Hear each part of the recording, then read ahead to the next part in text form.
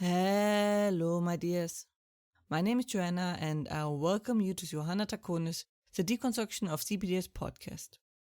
In this episode, we will talk about something that I keep running into. What is the difference between healed and cured? What does it mean to be cured? What are the other stages that lead up to it?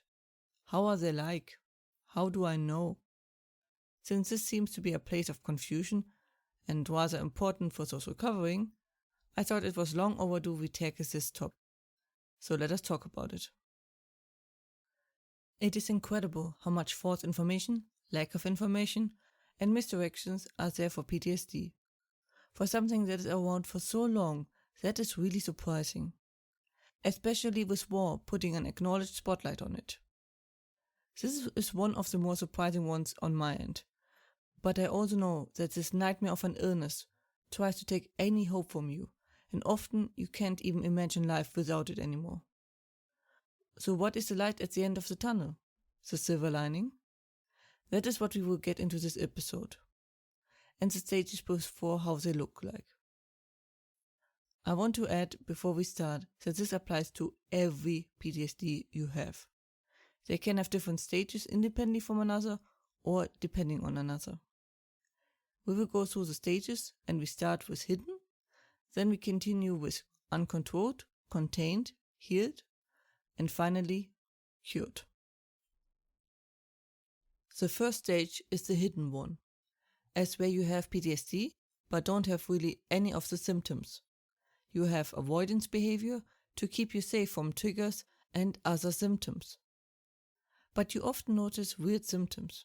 Maybe you even notice that you have memory gaps. There's also the case that you might have absolutely no emotions regarding the trigger core. You might suspect something, but since you can still avoid it, you most likely will. This usually gets skipped if the cause for trauma was an extreme life event. The second stage is that your symptoms are uncontrolled.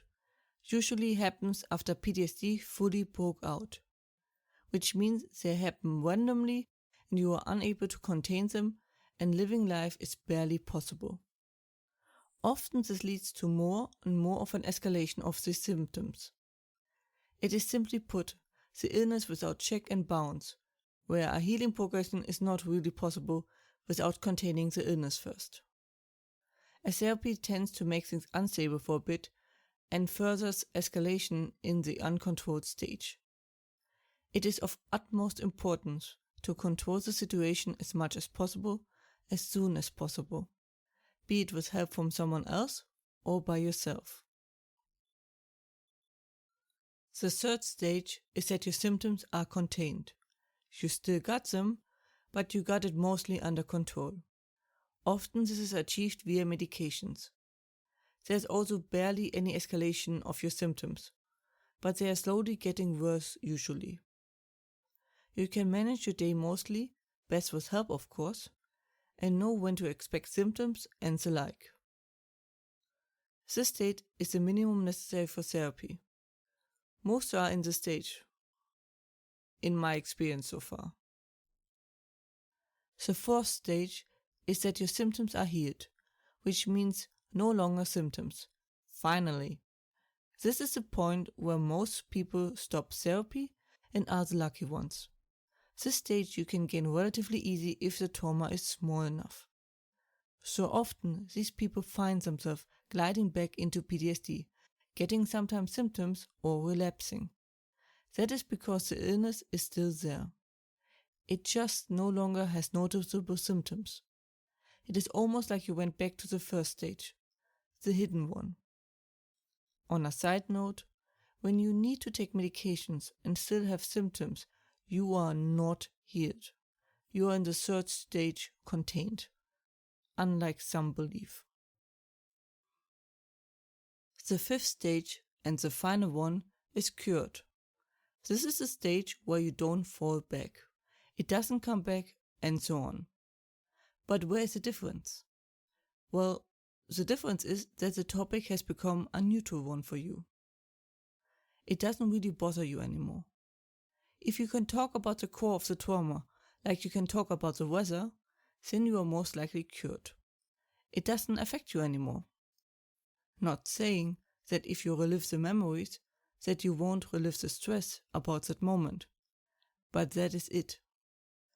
So it is of utmost importance that what you feel is easy and relaxedness and not no emotions.